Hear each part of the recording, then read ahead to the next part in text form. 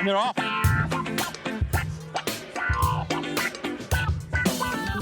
We've been banging on about these guys for the entire 6 years that Dirt Church Radio has been a thing. Further Faster, they're the best independently owned outdoor store in the known universe.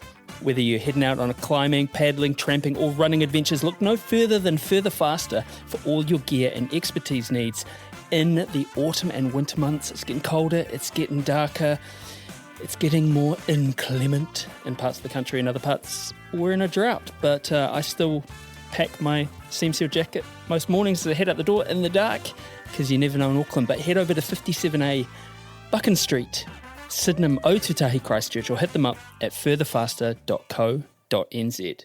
It goes something like Further Faster, they're in Christchurch, Rocky is hairy and so is Badger, Jules is nice and Jacob is delicious, go to Further Faster now. Oh, Further Faster, they're in Christchurch, Rocky is hairy and so is Badger, Jules is nice and Jacob is delicious, go to Further Faster now. Dirt Church Radio. Episode 320 of Dirt Church Radio Trail and Ultra Marathon podcast. Kia ora koutou, I'm Matt Raymond and I'm all by myself this week. I think this is the first time on Dirt Church Radio history that I've been all by myself. Ali's travelling. She's en route to the Kanyanyi Mountain Run, which is in Tasmania, and she'll be emceeing it this weekend, which is super exciting as Tasmania is awesome and the race looks completely sick. So shout out to the Bottles and Chains crew if you know who that is. If you know, listening to Single Speed culture in Tasmania is all good. And I know this is a trail running podcast, but those dudes are rad. So Andrew has spent the week running uphill and down dale at Terry Davis's Theatre of the Absurd, which is the Northburn 100 mile. Andrew was using that race as a qualifier for the Hard Rock 100 and to avenge a DNF last year. So I can't wait to hear how that went. We'll run down that on next week's Aid Station, but for now, he's tired, so I'm going to give him the afternoon off. But we should talk about some results from that weekend briefly at Northburn, the 100 miles, 10,000 metres of climbing. The women's podium, Kanoka Izumi, she was avenging her DNF at Tarawera earlier in the year, 27-27 for the win. The legend that is Jean Beaumont in 28-16. And Sandra Sturgis, well, I think Bramley at trailrunning.nz just didn't do the due diligence, and neither did I, because I just copied his results from his excellent newsletter, trailrunning.nz, I think. Don't know, but Sandra Sturgis was in third. In the men's race, in 23:45, which is an insane time, was Mark Doohan. Second place, Dean Stewart in 25:28. And third place on the podium, our old mate, Andrew McDowell in 27:27. Him and Kanoka involved in a bit of a sprint to the end there. Not sure how that went, but I'm sure there was no hand-holding because our mate is pretty adverse to that. And shout out to our friend Jono, part of the Beer Jerk running crew, who took it home in the miler in 9th place. That's an incredible result. Thinking about international races, Jim Walmsley, he took out the 120-kilometre Chianti Ultra by UTMB in Italy over the weekend, which was the one to watch because Kilian Jornet, arguably the most dominant trail running talent in the last 15 years, was in second place. But Kilian got what he was after, which was a golden ticket to Western States. And, you know, paternity notwithstanding, with him and Tina have a baby on the way. But my goodness me, that is going to be a stacked race this year. So before we get to our interview this week, we should probably do this. It's the greatest run ever. It's the greatest run ever. Greatest Run Ever, brought to you by Squad Run. Give their 4-week special coaching trial a go. You can find the link on the website, which is dirtchurchradio.com.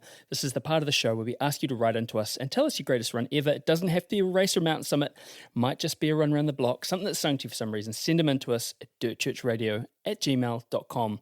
And we're starting to get a little low again, so please, friends, send them in. This is from Bronwyn Duggan. Hi, guys. Been enjoying listening for a while and love the greatest run ever and thought I'd share my greatest run ever. Let me start at what led me to this amazing run. I decided after doing and loving Taupo Ultra's 24 kilometres in 2023, I wanted to knock out a 50k before I turned 50. 2 weeks later, I was out of action for months due to an Achilles tendon injury. I still didn't give up on the idea and I was back running by mid-2024, finishing the 25k at Quat Trail Run, and knew with planning and training the 50k was going to happen. Undecided on the event, and after listening to Matt in the DCR Aid Station podcast talk about the Perisher Bullocks track used in the 2024 Ultra Trail Kosciuszko, I decided to check it out for myself.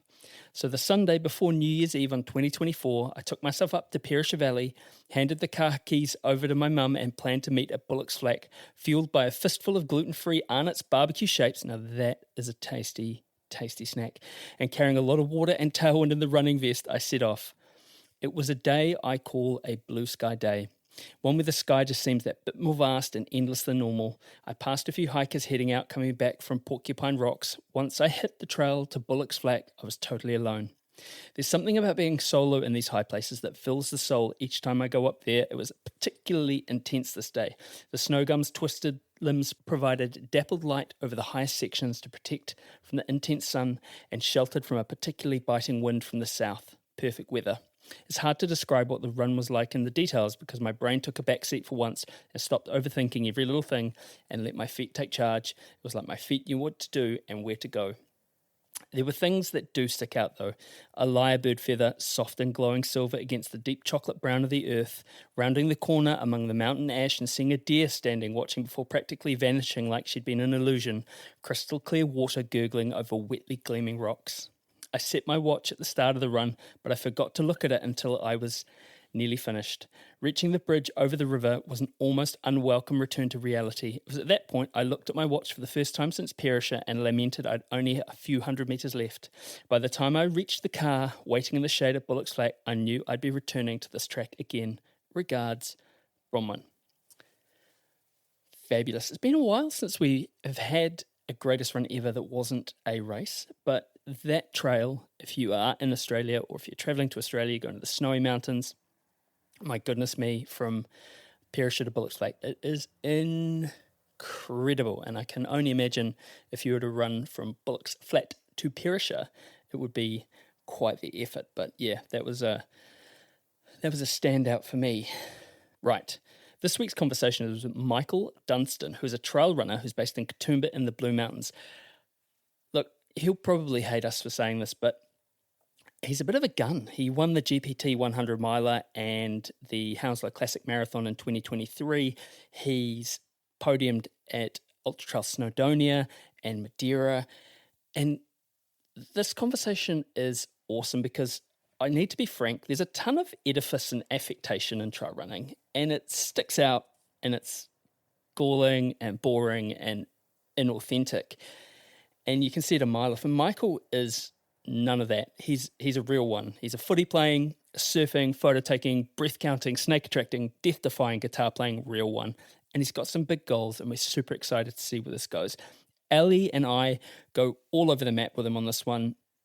And personally, I could have spoken to him for hours. If you're scared of snakes or weather events, this isn't going to help you out. But this conversation is more than the sum of its parts, and we hope you enjoy this korero with the ineffable, indefatigable Michael Dunstan.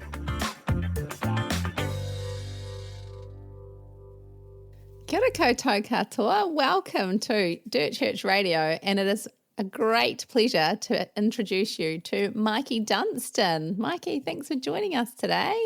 Thanks for having me. How are you? Oh, good. How are you? Yeah, I'm very good, thank you. It's been a good day. Just pining about not being in Katoomba. Yeah, well, the sun's out here. It's blue skies. It's like when it happens, yeah, it doesn't happen too often, so it's been a good day.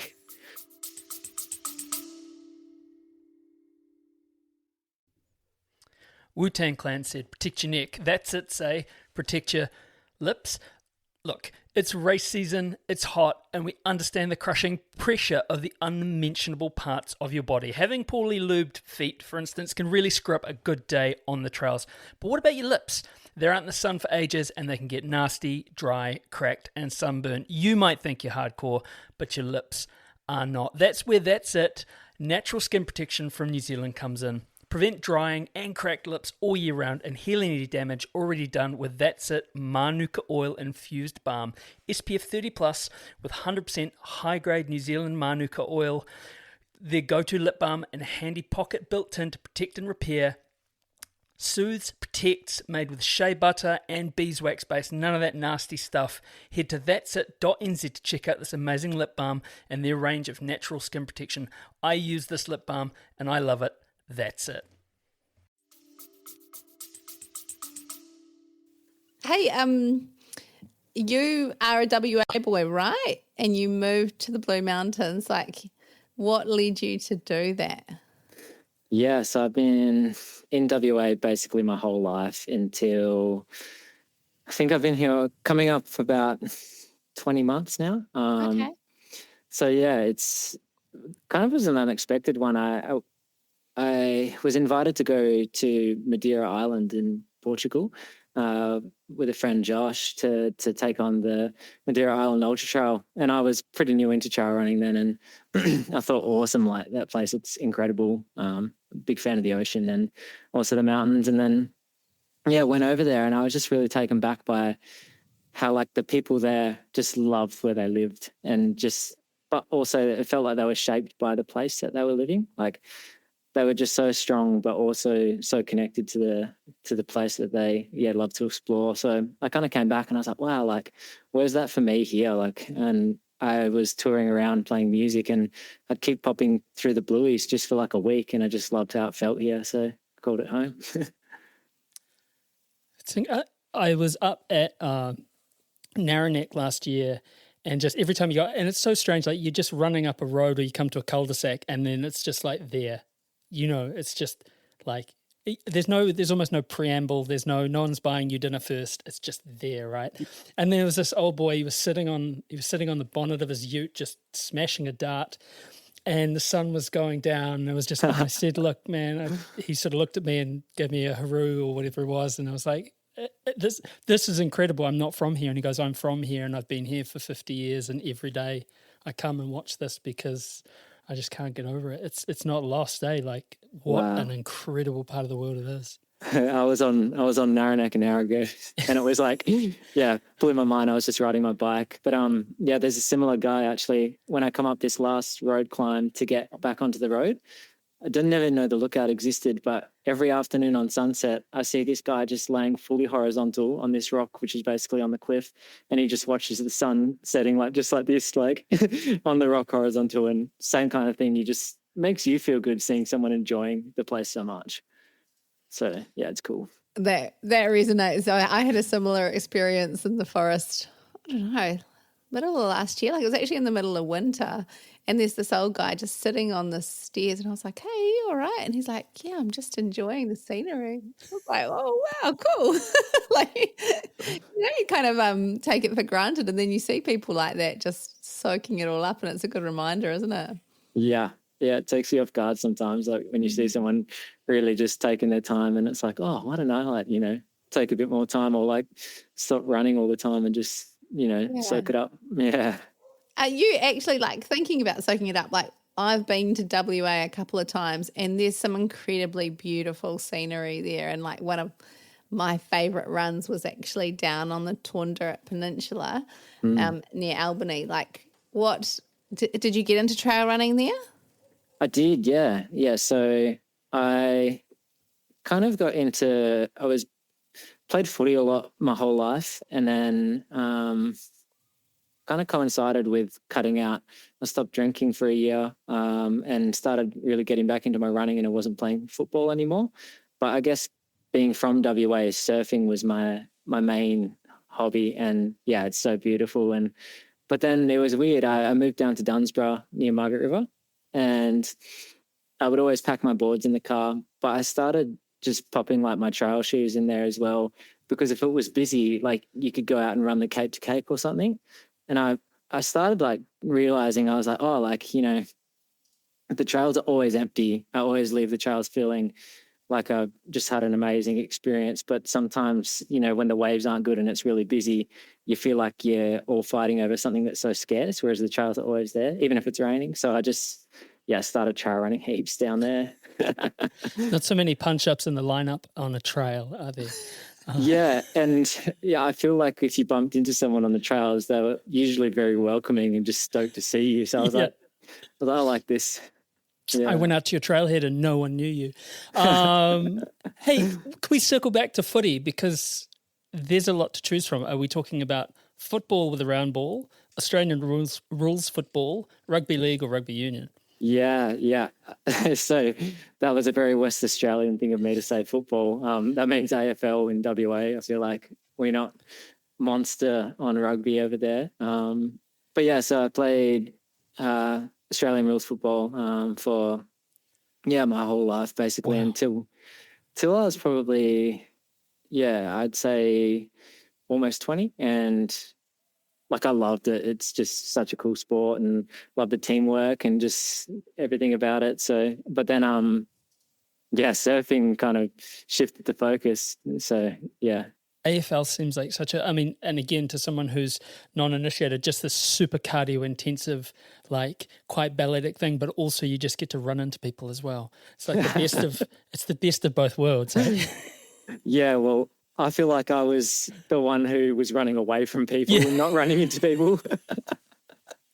Yeah, I was always like on the wing or trying to find space, and because I'm a pretty small guy, so yes. Yeah, again, not too much of that in trail running, unless you're racing Ruth Croft and you get an elbow or something like that. But I mean, the cool thing about Katoomba, and I guess disclaimer, this isn't paid for or affiliated by the New South Wales Tourism Board, but you all really should go.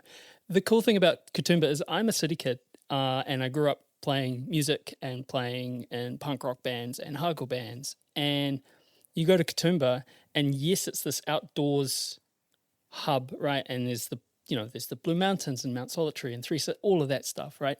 And then you take 2 steps back, and it does feel, it's got this kind of, I won't use the word feral, but it's a fringe. No, it's a fringe in the best way. It's almost got that kind of inner city kind of feel to it. There's lots of brickwork. There's lots of, there's that sort of scene. What is the cultural scene like there for music, for arts, for, the rest of that stuff? Yeah, I know exactly what you're describing. It feels like there's kind of bits and bobs of every genre of music, of art up here, but it's almost like you have to look for it a little bit, like it's almost hiding, and it's like once you know it's there, or you get invited to some event that you didn't know exist or things like that. So I would say personally, I actually, since moving up here, have been pretty like a bit of a homebody and just like stayed back a little bit.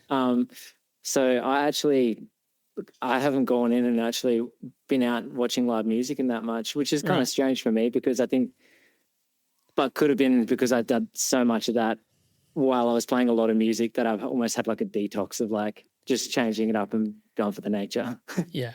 It's interesting, isn't it, when you are doing something and maybe not full-time or maybe full-time, but music is something, I guess it's like any application, you eat, sleep, drink, breathe it, right? It's all around you. And when you stop doing it, you need to go a bit cold turkey, hey, and just sort of, when I stopped playing, I went 6 months without listening to music. Yeah. Wow. Yeah. I just couldn't go near it. It was mad. Yeah. I think it is kind of like that, because for a long time I was just doing music as a full-time thing. So like I would be either playing music 3 to 4 times a week, or kind of watching a friend's band play or watching someone else play. And then, so I think over a condensed period, it was very like that was my life. So I think it's been a refreshing change up. And what came first? All your many interests, you've got sport, you've got running, you've got footy, you've got surfing. Was music something that was there first? What was your first taste of? Did you grow up in a musical family? What was your gateway? No, our family's not particularly musical. Mum was always encouraging me to learn the guitar, and I kept saying no and no and no. And at the time, I was living in kind of like an hour and a half inland of Perth, so it was basically not much to do other than sport. And I reluctantly picked it up, but actually, I was just playing guitar and never sang or anything. And then eventually, I kind of was actually turned to music and playing live music when my mental health kind of took a bit of a downward turn. So I was studying physio at the time, and I kind of got to a point where I was having a lot of panic attacks. So I deferred uni, and at that same time, opportunities to perform live music kind of landed on my doorstep. So I found that like playing music was really helpful in me, kind of one small part of getting back on track. And also I thought like at the time I was like, this is crazy. I'm just playing some tunes and I'm earning something from it. So it was a very accidental turn into music. How did you go? You know, like if you're having panic attacks and then performing to people, did you have anxiety around that? Like that would be quite daunting, right? If you're going through these times that are, kind of really putting you on the spot, and then putting you in front of people as well must be quite stressful. Yeah, definitely. It was like the anxiety at the time was pretty intense. So it was like a lot to do with just like almost like existential anxiety. So like my mind would just like question whether things really happened or not, or things like that, just for a period. And it was quite strange. Like even I feel like I'd play a gig, and even if it went really well, I'd just have these like really heavy thoughts where I would just like kind of like devaluate the whole experience. So it took a long time to get through. I think to answer your question about like performance anxiety, I think I usually play with my eyes closed, and I kind of would like almost isolate myself from it. And then after I finished the song, it's like then interact with people and then like kind of go into, but that was just my way of being like, I would just focus so intensely on the song and trying to lock into that almost like the room would disappear. Lighting can be helpful too. Yeah, well, that's the thing, right? Shining on the crowd, or shining on you, and you can't see the crowd. That's pretty cool. Totally, yeah. So you're right. That's often you can't see much.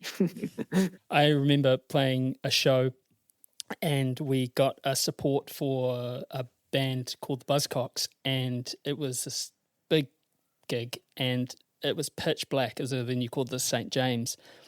Going fine, no problems, just doing your thing. You get into the thing, and then the lighting guy put a strobe on, so it just went flash like that, and just saw all the people, and everyone went, oh my God, and then it just go black again, and you go, okay, that's not too bad, and then it would go flash again, and it just be, it can make or break a show, lighting, I reckon. I always think about bands like Fugazi and stuff who play with the house lights up. Mm-hmm. Like this, they don't put any lighting on at all. I don't know about that, but anyway, this isn't a lighting podcast. This is a running podcast. So it's unconscionable to describe your own music, but I'm going to ask you anyway because I can. I mean, what was your first sort of influences getting into music? Who inspired you? Yeah, I think I was really inspired by like Ben Howard, and also there's a awesome classical guitar artist, Nick Mulvey, if you've heard of him. So I actually saw him support Ben Howard once and was just captivated. But I really like how his guitar work's really intricate, but then also the things he sings about are really quite powerful if you listen closer. And I think like over time, like I kind of clued onto that, and I was like, whoa, like there's some serious depth to this guy and his music. And then, like Lucy Rose as well. I feel like they all kind of fall into this like almost like European, like UK area, and I'm not sure why, but so that kind of artist was inspiring me a lot. And it was mostly like just how I guess the feeling that their music made me feel. And it was like, if things were good, I feel like it brought out like that even more. But then I found like a home when I was feeling really kind of like troubled or anything like that, in especially like Ben Howard and Nick Mulvey's music for sure. You've told us that you're interested in, well, not interested, you apply mindfulness. How do you utilize it in your life? Yeah, so I think, for example, just even today, a couple of examples would be, I did a session this morning, and I guess on the drive there, you have these thoughts where you're kind of thinking about a podcast or something like that, and it's like completely kind of counterproductive to going and getting in the right headspace to go and do a session or something. So it's just kind of bringing yourself back to like the present moment and focusing on preparing for that run. And then even in the session, like I find it in running, it's super beneficial. I'll breath count all the time in my sessions. So I find it keeps you present and I guess keeps you away from forming narratives around what's happening. So example, if I'm in my first rep of a session and it's uphill and I'm really hurting, like if I'm breath counting, I've kind of just aware of where I am. The sensations might be unpleasant, but there's no real, like, I'm not building some elaborate story around it. And I'm also not building a story around like the next 7 or reps I got to do as well. But then even in, say, now it's like mindfulness would be like if I'm speaking or listening to you, it's just focusing on looking at yourself and actually taking it in and being present with, rather than trying to develop some story or something I want to tell later down the track. It's like actually just listening if I'm meant to be listening. So it's something is a lifelong practice. And, you know, you have your days where it's good and have your days where you get to the end of the day and go, I missed a lot today, but that's okay. It's the thing. I mean, mindfulness, it became a buzzword, right? And something that was seemed to be, or sort of sold to be easy, not simple. And it's not easy, but it is simple. And that sounds really cliche, but it's true, right? I found myself, what you said about the breath counting, that was one of the most useful things for me in terms of getting me through a period that I was really struggling with just a completely full head. You know, that stuff, it felt like my brain couldn't expand anymore through work and life, and that simple sort of thing of just 10 breaths. And it sounds easy, but it's not, right? Because the thoughts don't go away, and that's that illusion we tell ourselves, hey, that if you are mindful, you will have no intrusive thoughts, which isn't it's not the case at all, unknowingly.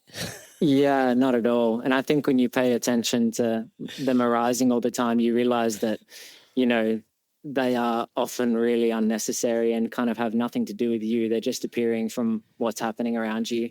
And so I think it's quite liberating to be like, hey, like these thoughts are popping up, but it's just because of your situation at the moment. Like it's actually, you're not thinking them, they're just appearing. It's kind of, and what you said is spot on. Like it's so simple to try to pay attention to right now, but it's the hardest thing ever to try like actually sustain that over a long period of time. Mm-hmm. And it's also tricky not to beat yourself up when you I guess like your concentration or your awareness lapses too. That's like been a long-term lesson, is like, you know, it actually gets you nowhere if you go, oh, like, can't believe I've been off with the fairies for half the day. And then you're just fueling this other narrative and you're gone for the rest of the day. How do you go balancing your work as a content? Oh, I hate that word again. You create art, you create visual images digitally, and how do you manage the old anxiety rectangle? Mate just held up a phone. Yeah.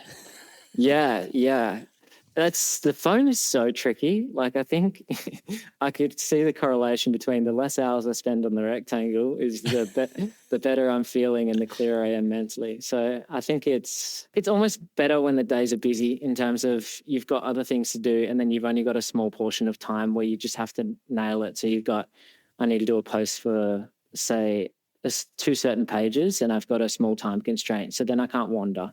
So I think it's almost like deadlines are nice because they give you purpose and then you're using it intentionally.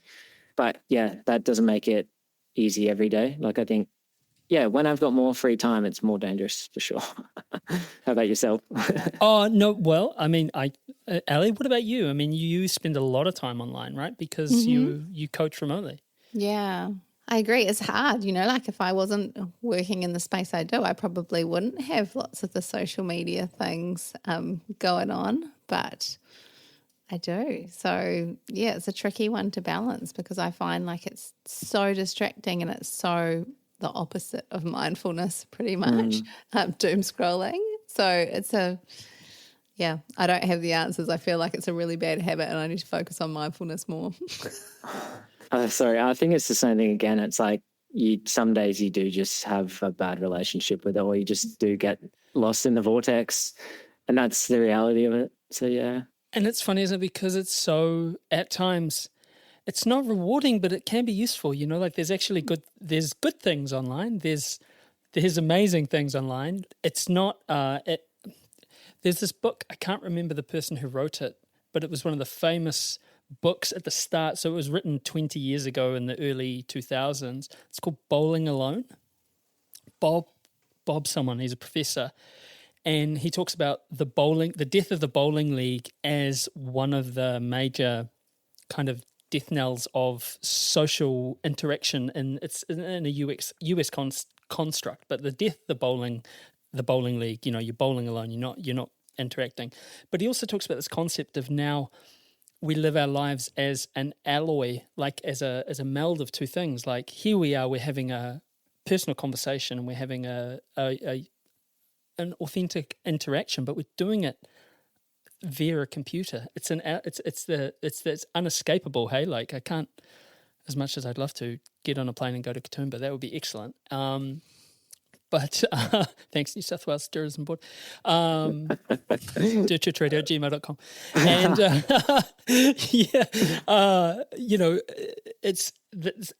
it's inescapable in lots of our lives, eh?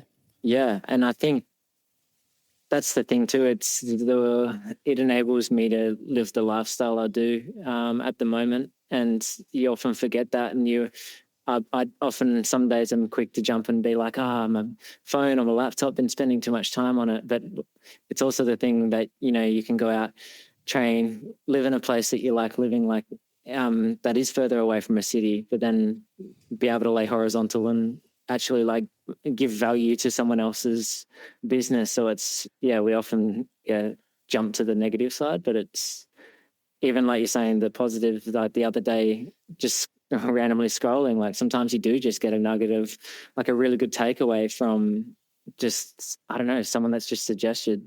So like the algorithm can help you too, but it also can just feed you. Like this morning I had like a AI video of an avalanche in Everest Base Camp, and I thought it was real, and I'm just watching these people get cleaned up. And then I read the comments and it's like, wow, AI has got good and stuff. And I'm just like, oh my goodness, like what am I wasting my morning on? I found Spotify really overwhelming at first because when I grew up, I lived on this road in Auckland. Do you know Karangahape Road, Ellie? So I lived on Karangahape Road, and it's right in the middle of town in Auckland, and it's kind of it's the what would you say? It's got a feeling to it. The place. It's probably similar to Katoomba Main Street, to be honest. Yeah. It's got its own thing going on, and there's a punk rock record store downstairs where we lived called Crawl Space Records, and these two brothers around it, and you'd go in there and you'd save money. Like I would save money to go into the store, look at, there's the new Hey Mercedes album, or I really want the Fugazi soundtrack but you could only choose one because you couldn't afford to have, and then when Spotify came along, you can get anything you want. And I found that so overwhelming, this is this dearth of choice. But again, as you say, the algorithm can take you on a pretty amazing musical journey, right? Like leaving aside that, they don't pay anyone, but it can be useful. Yeah, I probably represent someone in, I guess, the music industry that's almost jumped from being like a Spotify, like cursing Spotify, and then, over time being like, when I'm touring less now and I'm living in Katoomba and I'm not really playing live, like if the algorithm's working in your favor, or like your songs are doing quite well, even if they're old releases, like I think you can maintain like some baseline level of income. Whereas if you stop touring and you weren't selling CDs and things, maybe your income would stop. So I think in some ways it's really beneficial too. My boy, he's a bedroom rapper. He makes money.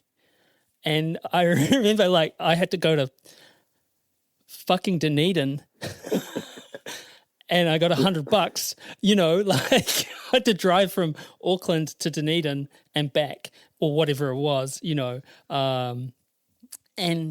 yeah, he's releasing, stay up in the middle of the night, sneak into the university to record music in the middle of the night.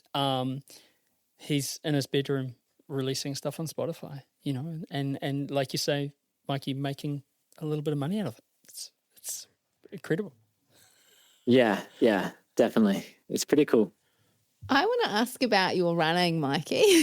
Boring. I reckon you guys could talk about music all day. Sorry.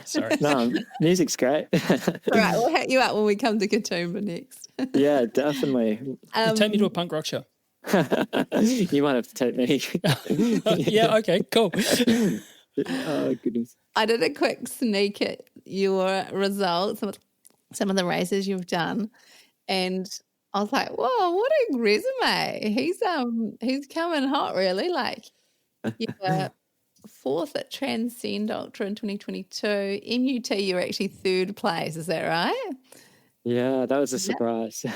And then you've got Hounslow Classic, the marathon win, and a second place.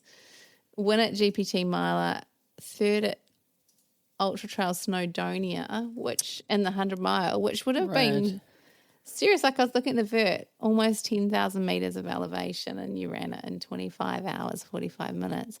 So I was kind of like, oh, he's come from WA, which is pretty flat, and he's like this absolute beast on the hills and the stairs. Talk me through that. Yeah, that's actually a good question. When I was in WA, I was not afraid to just go up and down one hill for a long, long time, even if it was a 40-meter hill, like 40 meters of elevation.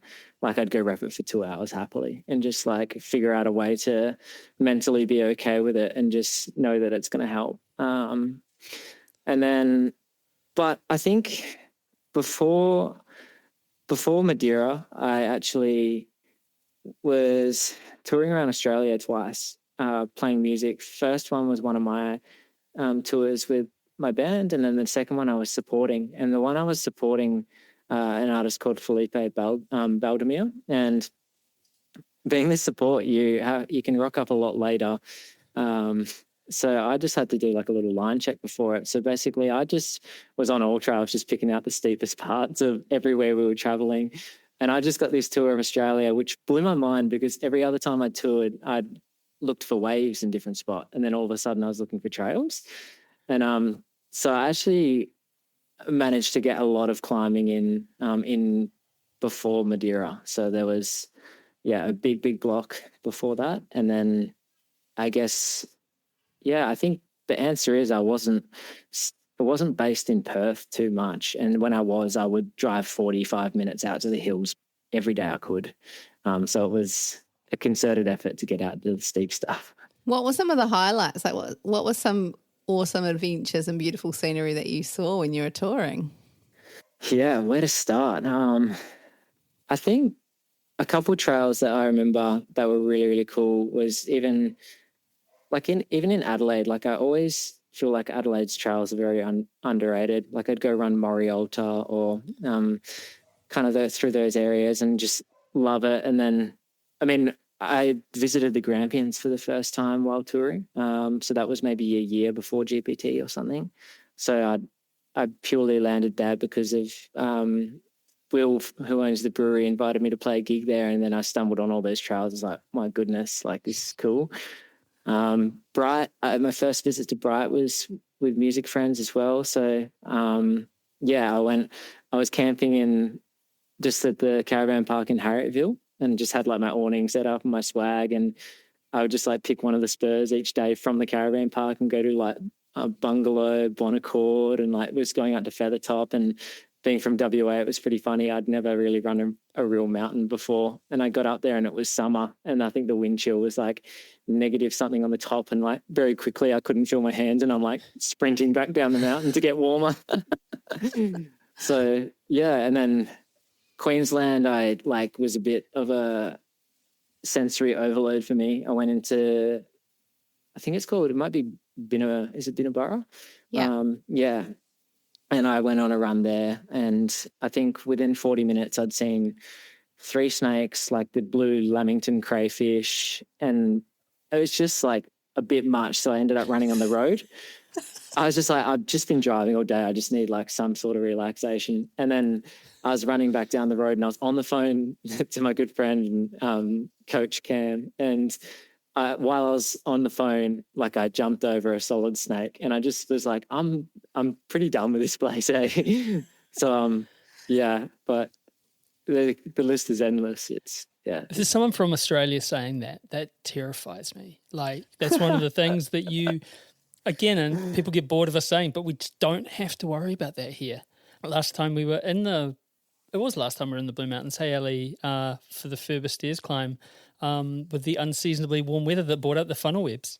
Yeah, what a thing that is. Like this. Yeah, there were about 6 on the stairs coming up. And wow. People were like, watch out, Ellie, there's these funnel webs there. And I'm like, yeah, whatever. They're just trying to wind me up. And then I was like, oh no, there's more. That's like, I feel like you've timed it really unfortunately, because the only time I've ever seen a funnel web here is when chopping wood with an axe. And that's like, you know, that you cracks open and one's hiding in there because it's nested in there. I've never seen one in the wild. Oh my goodness. Oh, we saw a bunch. Must be, I reckon it's good luck or something. I'll take it. It wasn't, we were with Rebecca, my wife, and she just went, nah, and just went back up to the top and was like, I'm not going down there. Like, you can actually just go do one. But I always think being from a place where the spiders won't kill you, it's kind of a good thing a little bit, because you kind of look at it and go, that's a spider. Yeah. And I could probably step on it before it got to me. That's always my... not that I'm advocating killing funnel webs. Hey, you've had a funny story about snakes, didn't you? It's not a funny story. It's a near-miss. It's funny now, but it's definitely got a good lesson to it.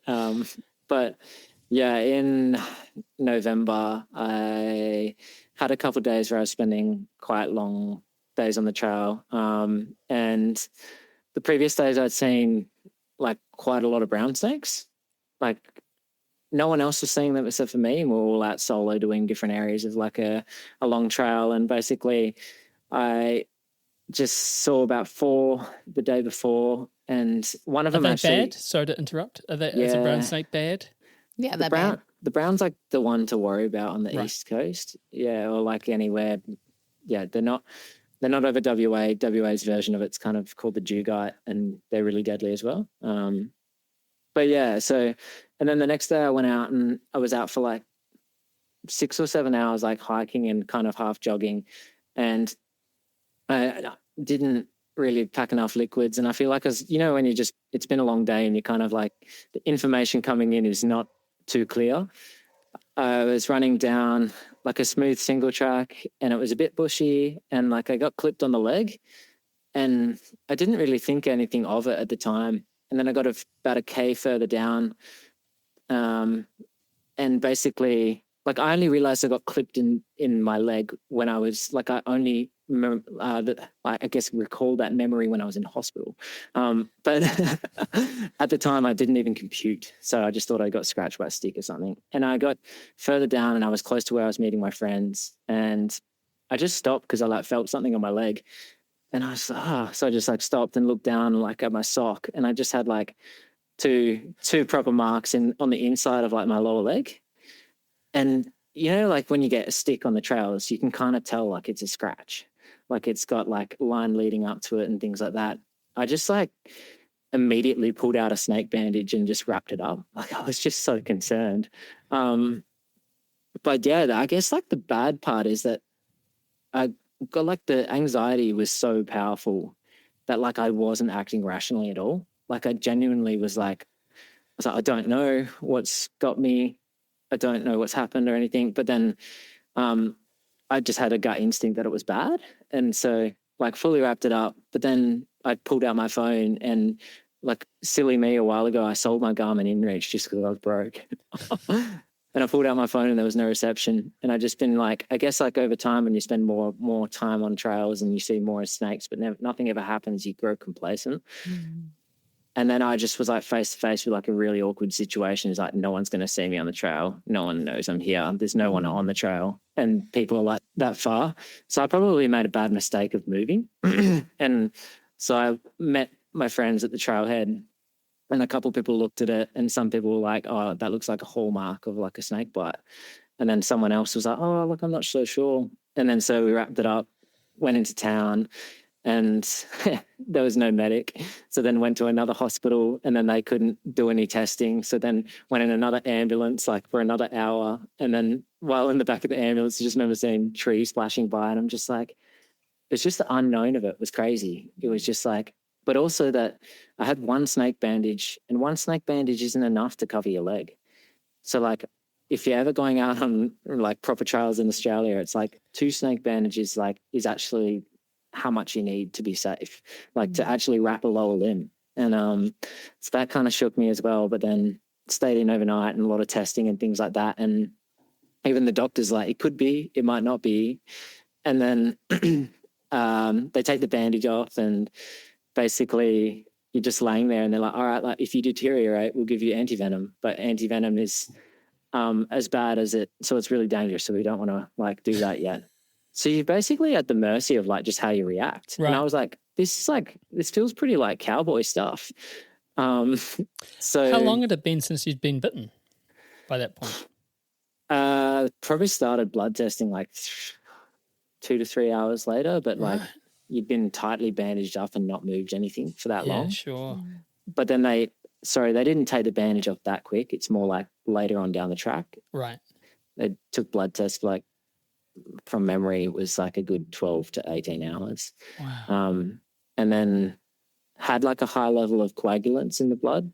So that's kind of one of the things that they look for. But then because I didn't have symptoms, they just monitored it longer. And then the fact that symptoms never came, they just let me out and were like, we don't know.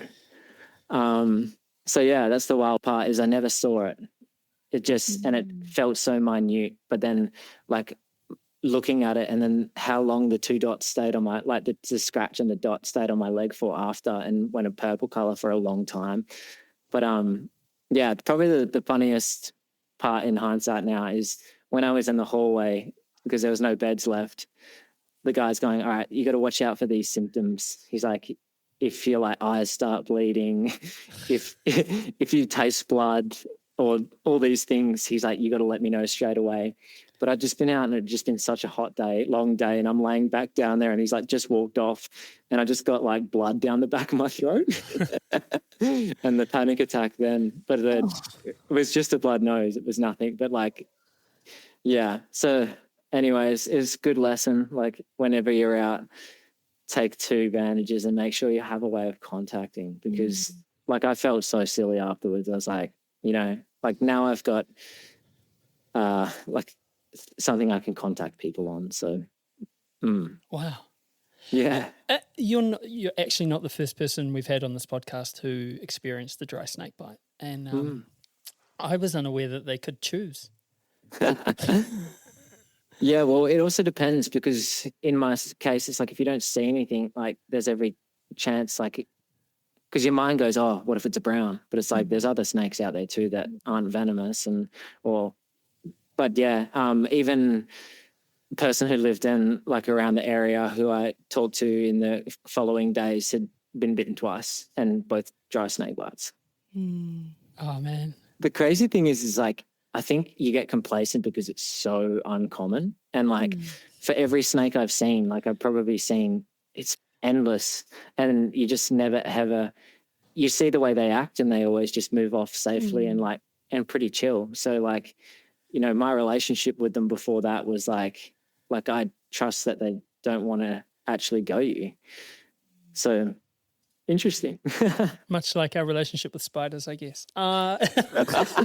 I had a very anxiety. You were with me when I had to buy that snake bandage in Jindabyne. And the woman was trying to be reassuring and wasn't. She was like, it's really useful for any other type of animal bite as well. I was like, what other type of animal bite? You're not helping. But now I realize I've been shortchanged. Yeah, it's just, just peace of mind. Like, just have them there. But yeah, she should have tried to sell you 2. I would have bought 2.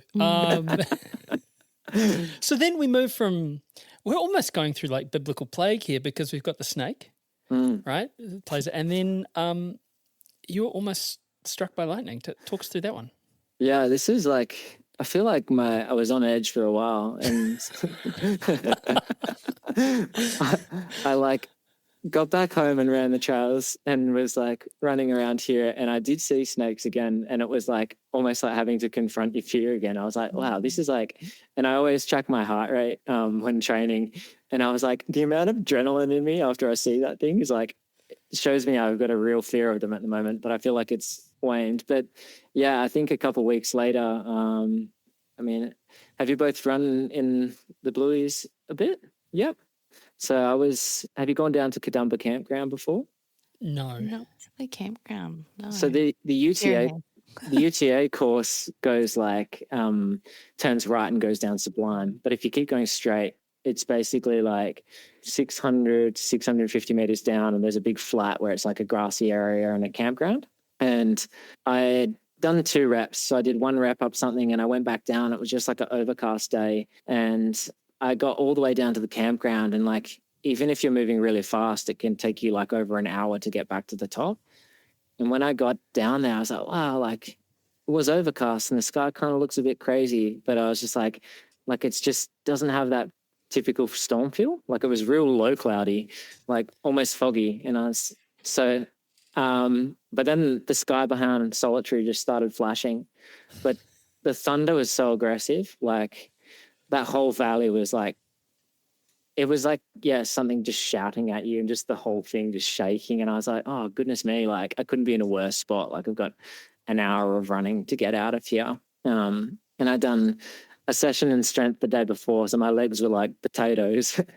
Sure enough, like it was just coming exactly in my direction. And I got up halfway. And when we did GPT that first year, we were advised in the briefing, if there's lightning, like put your poles down. So I popped my poles down because the lightning was getting really close. And I was like, I'll just come back and get them tomorrow. It's not worth dying for. And I just like the whole way up was counting, because it was nighttime. I was counting the difference between the flash and the thunder. And like it was just dropping in seconds and dropping in seconds. And it's getting to about 3 seconds. And I was like, holy dooly, and just so loud. Like it's like an amphitheater in there. And but then my worry like quickly turned because it got really windy, and under the whole of Katoomba is just huge trees, right? And I'm going up the concrete ramp, and like a big branch just claps down on the concrete. And so I was like, oh, there's nowhere safe down here. Like I'm just in a crappy spot. And so like it's funny. I have some friends up here who recently got caught in it too, and a different day. And I was telling them that I'm not overly religious, but I was making the sign of the cross and praying, like physically. That's how scared I was. And they said the same thing too. They're like, we were doing that too. That's so wild. But sure enough, I got like all the way up, and I'm just like purely running on fear, like genuinely like borderline in tears. It was that scary. And then I get like to the top of Katoomba and the rain stops, and my mind just goes like, oh man, like that was crazy. Like you're out of the woods, and I'm like a K from my car.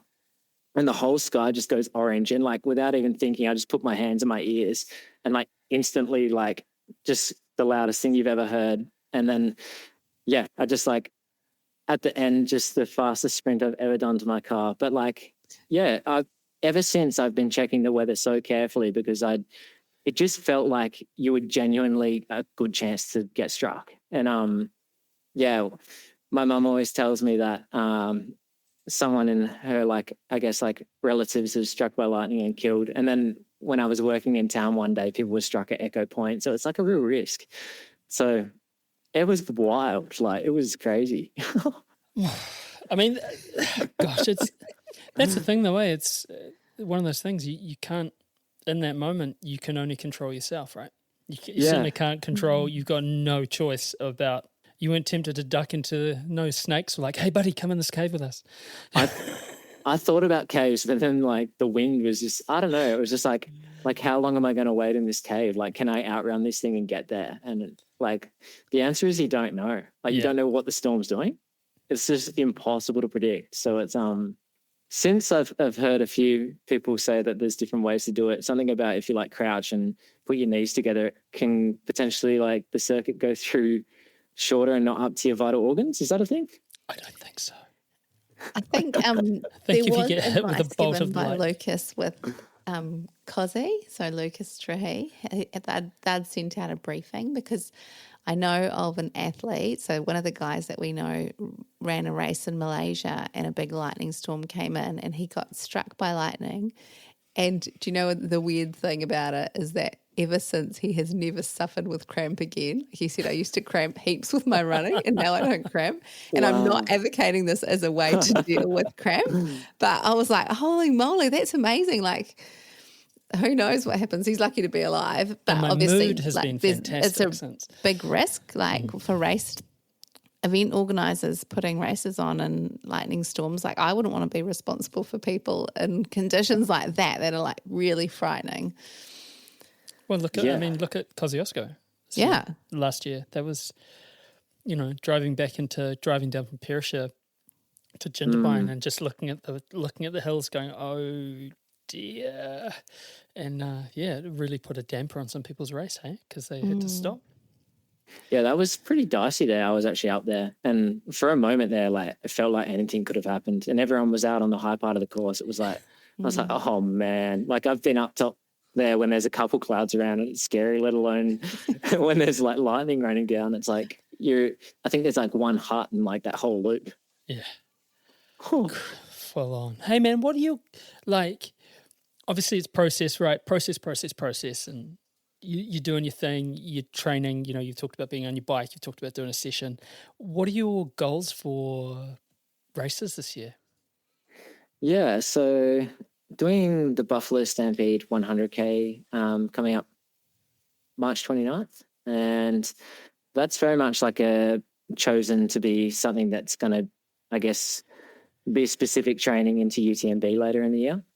So I guess like more runnable mountain races, like where the vert is less technical. So over the last few years, I think I've done quite a fair bit of technical mountain races, which is almost a separate sport in itself. Like you're doing a lot of hiking. And so for Buffalo, I think my goal is to, in all honesty, like I want to get there and run that race as fast as I can run 100Ks, to be trying to, like I've looked at UTMB times and how quick they're running 170K with 10,000. So like my goal is to be running 100K with 5,000 in a time where I'm going, hey, you can run it in this, like have a little bit of confidence that you can run it in the realm of what you like envision to run it there. So it's more almost like a trialing the nutrition I want to use at UTMB.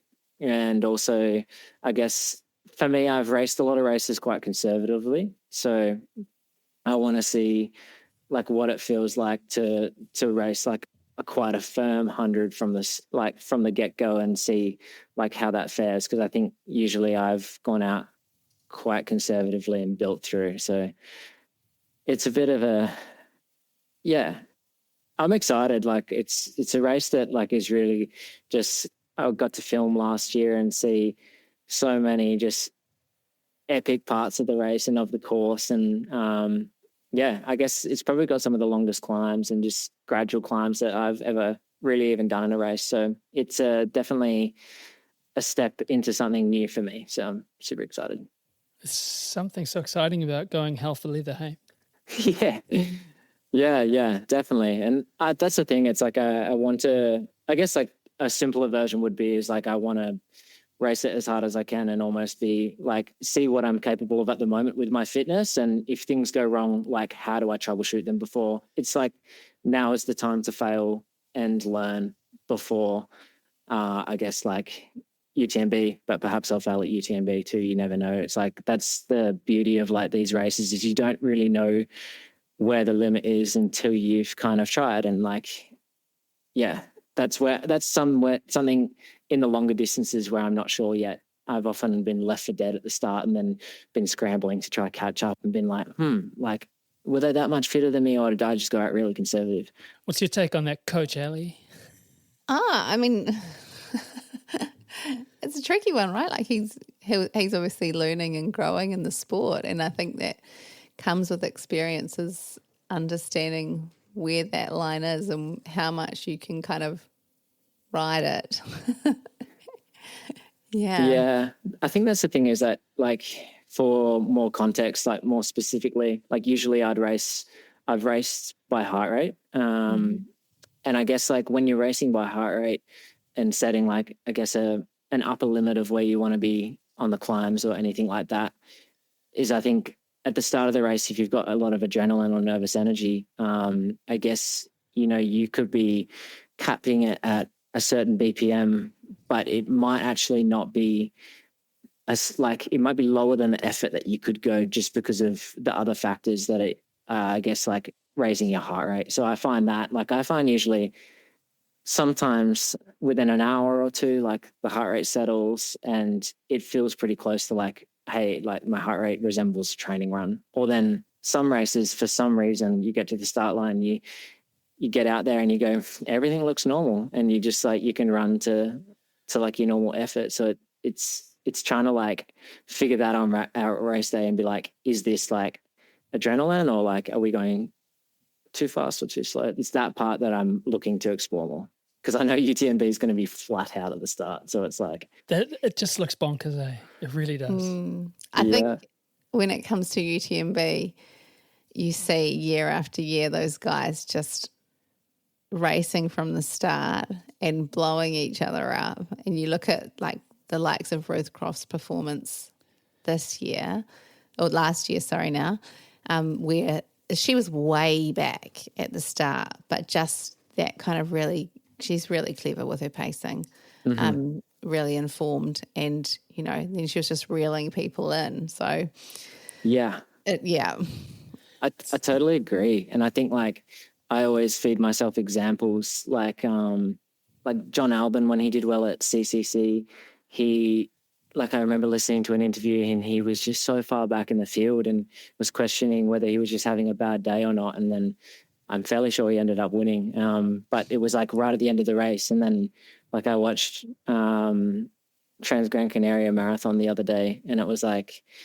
Robert Penboy was leading for 46.5 of the 47 Ks, and then Francesco like overtook him basically at the finish line. It was just clever. Like, it's like the race is that long. And then I always talk to my coach about like someone like Courtney Dwalt, for example, too, who like her pacing, like you watch her just mow down the whole field, and she's like often finishing top 5 or 10 overall.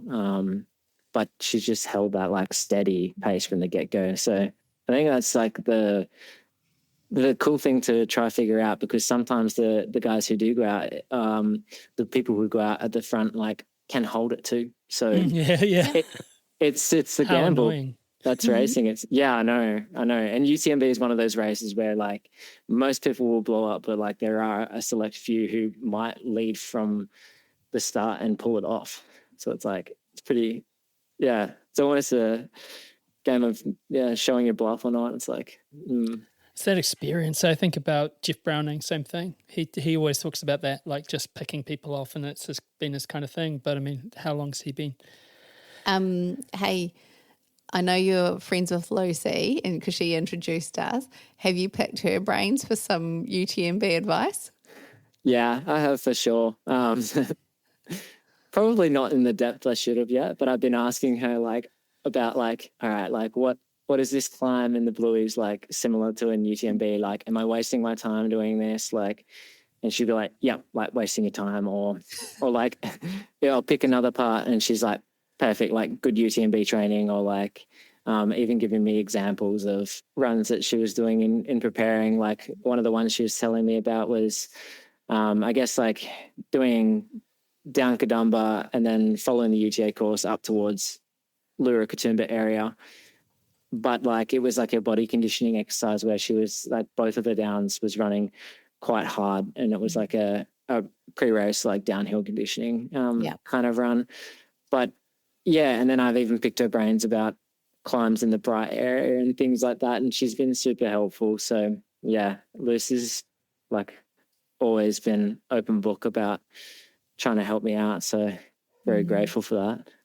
Yeah, and I think probably most people could say that, you know, like I'm sure she gets lots of people messaging her, and she's pretty open book with helping anybody out, which is one of her wonderful traits.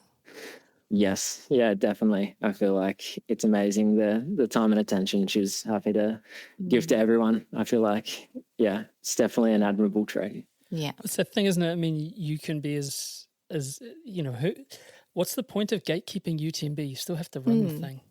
Yeah, that's the thing. I often think that about training and things too. Like I just am on the side of like it's not worth gatekeeping, and it's almost like if you put it up, people like actually are aware of what you're doing and can like offer other suggestions too, or like this or that, or hey, that session was cool, you should try this variation. I think it's I like the idea of it being like a bit of a collective thing, because I don't think you can go too far by yourself. Hey man, it's been such an incredible conversation, and thank you so much for your generosity and sharing with us, and being really, not to be, being really open yourself around like stuff around mental health, stuff around like facing fear, and stuff around like the fact that if you get bitten by a snake, it's okay to have a bit of what can only be described as probably a little mini minty bee, really, like it's a thing, like you're allowed that. We really appreciate it. It's been such a privilege, and we'd like to ask you the question that we ask every single person who comes on Dirt Church Radio, and that's, Mikey Dunstan, what's been your greatest run ever? Oh my goodness. There's actually so many, but I think I'm going to choose.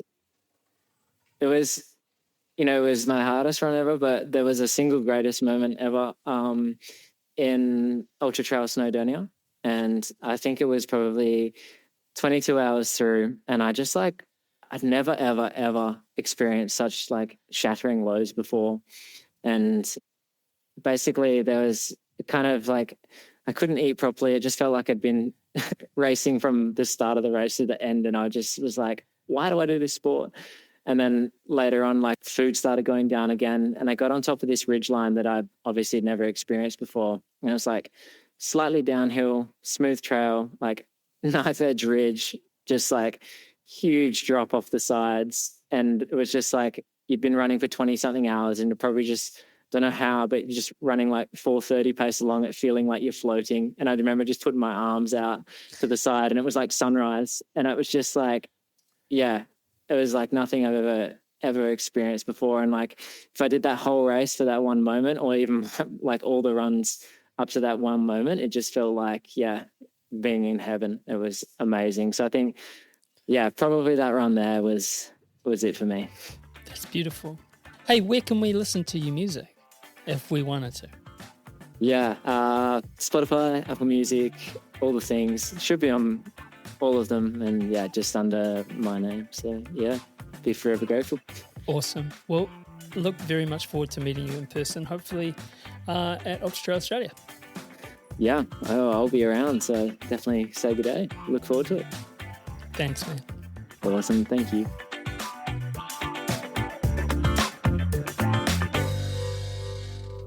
That man is easily my second favourite Mike D in a stacked field. Of course, my first favourite Mike D is Mike D from the Beastie Boys, but this Mike D is he's on the podium, and can't wait to meet him in person at UTA, but hope you got something from that conversation. We certainly did. I was super stoked to have it. Thank you all very much for tuning in. Dirt Church Radio is presented by me, Matt Raymond, with my buddies Ali Pottinger and Andrew McDowell. We're on all the podcast platforms, so like, follow, and give us a rating. It really helps. We're on social media at Dirt Church Radio, and you could email us at dirtchurchradio@gmail.com. Now, don't forget to sign up for our Substack for the weekly newsletter and Aid Station podcast. That really helps. Don't forget to write into us with your greatest run ever. We love to hear from them, and you can read them unabridged on the website too. Thanks to our supporters, Further Faster, That's It, Squad Run, and our Substack subscribers and the DCR Aid Station crew. Stay tuned for our show in 2 weeks when we have another great guest lined up. Mā te wā.